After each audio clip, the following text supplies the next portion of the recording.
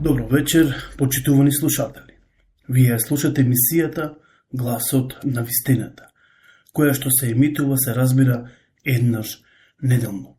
Во самата емисија се зборува за теми кои што произлегуваат од самата Библија или од самото Свето писмо. И темите кои што ги имаме, тие ќе ни помогнат како се разбира да живееме според волјата Божја. Во Библијата ние читаме два случаеви. Тоа е Енох и Илија, луѓе кои што живееле според, се разбира, волјата, според принципите, стандардите Божји. Како резултат на тоа, тие не вкусиле смрт, затоа што го почитувале Бога, биле покорни и послушни кон Него. Во првата книга на Мојсеј, 5 глава, 23 и 24 стих, ни е запишено дека Енох живееше 365 години и потоа Библијата вели дека умре. И вели вака Словото Господово: Енох живееше според волјата Божја и чезна, бидејќи Бог го зеде кај себе си. Гледаме дека Енох не вкуси смрт како резултат на тоа дека тој живееше според волјата Божја.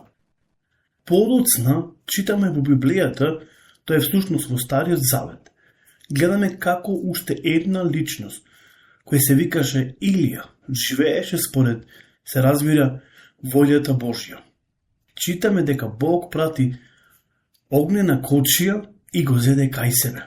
Овие луѓе во целото Свето писмо, од првата книга на Мојсеј, па се до книгата Откровение, всушност 66 книги, се единствените луѓе кои што не вкусиле смрт. Може би ќе си поставиме прашање за Мојсеј. Мојсеј, кој бил најголем пророк во Израел.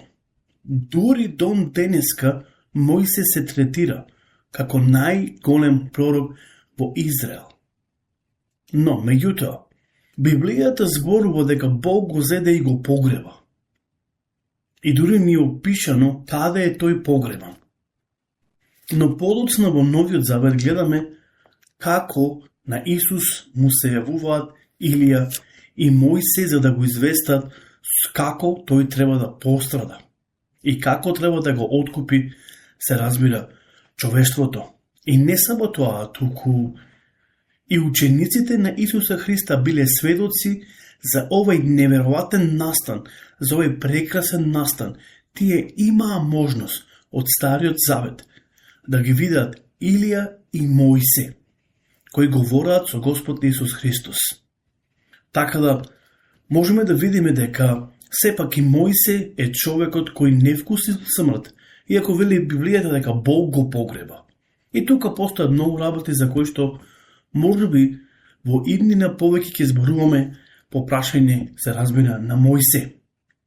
И многу е битно и многу е важно да зборуваме за личноста на Мојсеј, како што е толку многу битно да зборуваме за Аврам, плотот на верата, толку многу битно е да зборуваме за Мојсеј, затоа што Мојсеј се уште се третира како најголемиот пророк, се разбира, во Израел. Во Библијата ние читаме дека и нам ни е ветено живот, се разбира, после смртта. Ако отвориме во Евангелието на Јован, 5 глава, 24 стих, еве што таму, се разбира, Исус зборува. Вистина, вистина ви велам, кој го слуша Словото Мое и верува во оној кој ме пратил, има живот вечен и нема да дојде на суд, туку преминал од смрт, се разбира, кон живот.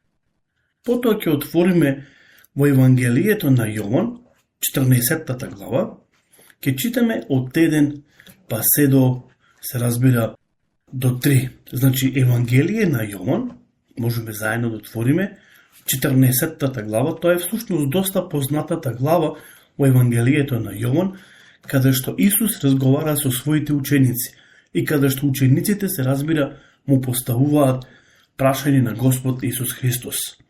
Но ќе читаме, како што реков, од 1 до 3. И еве што вели Исус: Да не се плаши срцето ваше, верувајте во Бога и во мене верувајте. Во домот на мојот татко има многу места за живеење, а да немаше јас, ќе ви кажев, одам да ви приготвам место. И кога ќе отидам и ви приготвам место, пак ќе дојдам и ќе ве земам вас, каде што сум јас, и вие да бидите, се разбира, таму. Всушност, ова е едно огромно ветување. Кога ќе читаме во Библијата за Божите ветувања, дадени кон својот народ, Библијата ни открива дека тие се разбира да и амин.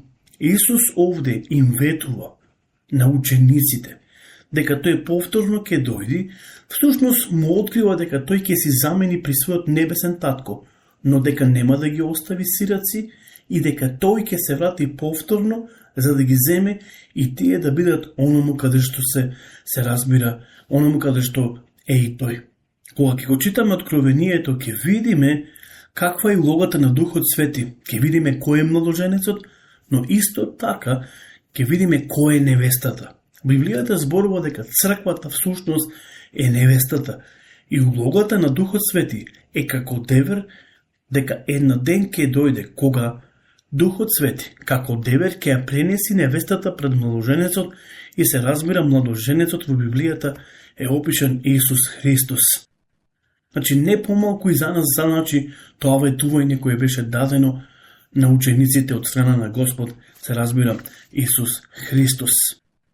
Потоа, сакам само да напоменам за темата која што ќе имаме оваа вечер.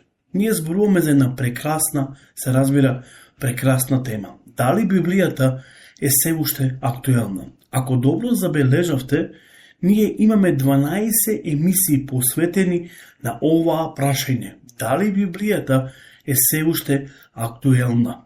Ова вечер е 13-та емисија посветена на оваа тема.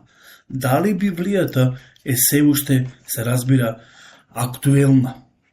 Минатите емисии зборуваме за разликите помеѓу Библијата и се разбира останатите книги. Потоа зборуваме дали некој и врши напади врз Светото Писмо. И потоа зборуваме зошто е напишана Библијата. Пред се Библијата е напишана за да ни го покаже патот кон Бога. Кога зборуваме за Божиот пат, треба да знаеме дека тој е пат на светлина, ама не и на темнина. Во Псалам 32:8 се вели: ке те вразумам, вели Бог. Ке ти го покажам патот по кој треба да одиш и ке бдеам со очите мои над тебе. Потоа во Евангелието на Јован 14 глава, 6 стих, Исус рече: Јас сум патот, вистината и животот. И никој не доаѓа кај таткото освен преку мене. Потоа, во книгата на Данило, видовме дека често пати оваа книга, која е старозаветна книга, се тврди дека не е авторитетна. Но подоцна видовме дека има доволно докази за незиниот авторитет. Се сеќавате, многу често пати ние цитиравме стихови кои се запишани точно во посланијата, особено посланието кој е испратено до Тимотеј. Потоа апостолот Петар зборува за авторитетот на Библијата, дека Бог е автор на самото Свето Писмо.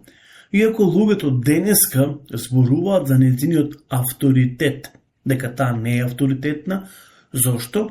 Сметат дека нема доволно докази, но подоцна откриваме како луѓе кои што се занимавале по оваа прашање, дали Библијата е актуелна, најдуваат доволни докази да докажат дека навистина Библијата е актуелна. Зошто?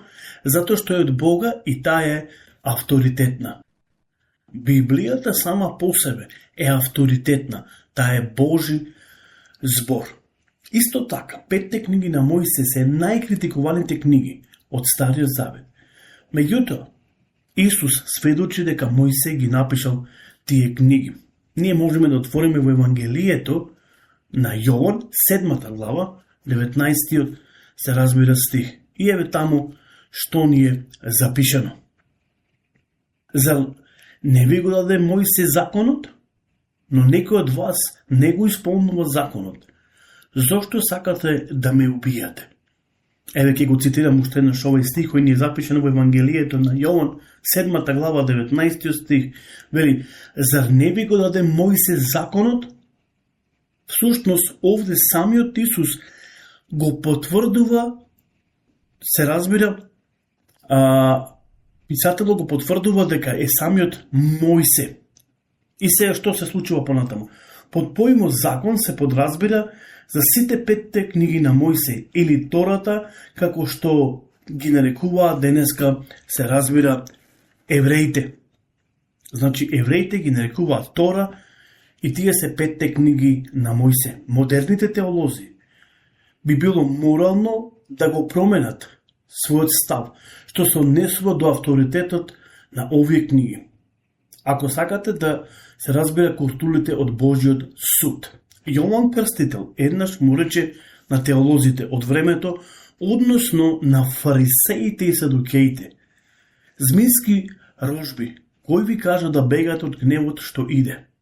Направите или донесете достојно дело или достоен плод за покаяние.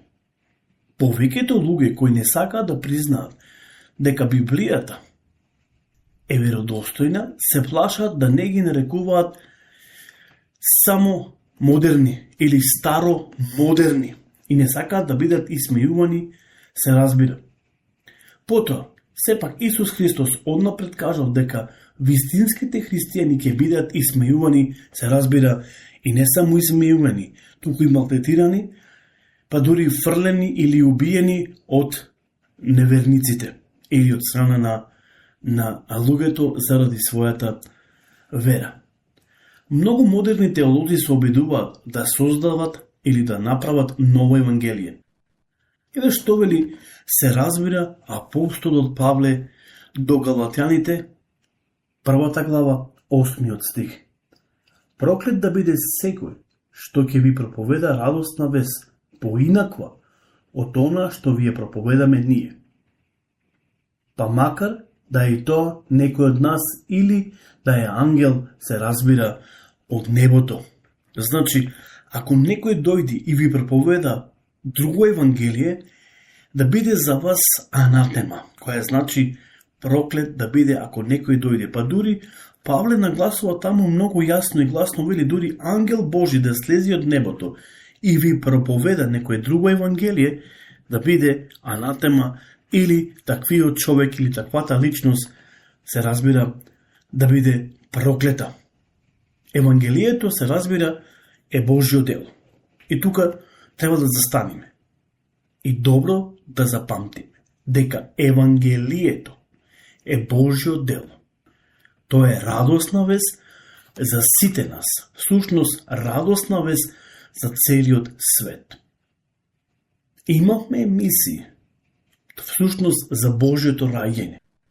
Дека Божјото раѓање, кој што се случи пред 2000 години на оваа земја, беше радосна вест за сите луѓе.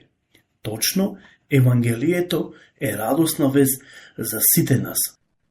Апостолот Павле вели дека јас не се срамувам да го проповедам Евангелието, затоа што тоа за мене е сила.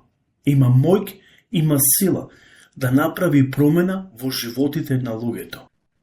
Ако нешто денеска во овој свет во кој што ние живееме е нешто добро, нешто кое ни носи благослов, нешто кое ни носи радост, е всушност тоа е Евангелието Божјо, кој доаѓа, се разбира, од самиот Господ Бог. Ние преку Евангелието се здобиваме со таа радосна вест. Нам ни е проповедана радосната вест. Всушност, затоа и постои мисијата, гласот на вистината, да биде проповедана радосната вест. Евангелието, во кој имаме спасение, во кој ни е понудено, се разбира, спасение. И затоа често пати напоменувам да се чита Библијата, да се читаат Евангелијата. Во Библијата ни се опишани или ни се запишани 4 Евангелија. Матеј, Марко, Лука и Јован. 4 Евангелија, од кои што 3 Евангелија, Матеј, Марко и Лука, се синоптични или исти и го опишуваат раѓањето, но меѓутоа смртта и воскресението на Господ Исус Христос. Меѓутоа, евангелистот Јован започнува со побожноста, започнува со силата на зборот Божи. И тој вели, во почетокот Бог ги создаде небото и земјата. Поточно дека во почетокот беше Словото и Словото беше во Бог и Бог, се разбира, беше Словото Божјо. Почитувани слушатели, затоа е многу важно да го читаме Евангелието. Како што реков, тоа е Божјо дело. Кога зборуваме дека Евангелието е Божјо дело, всушност Библијата ни открива дека тоа дело е Божи план и дека е најсовршено дело. Ако даде Господ наредната емисија, всушност ќе зборуваме за Божјото дело, за Евангелието, кој има сила да ги промени животите на луѓето. Така да дотогаш имајте убава благословена вечер. Господ нека биде со вас и се разбира Бог нека ве благослови, тој нека ве заштити и тој нека го води вашиот живот. Убава вечер, Бог со вас и пријатно. И се слушаме до наредната емисија, се разбира емисијата Гласот на вистината. Пријатно.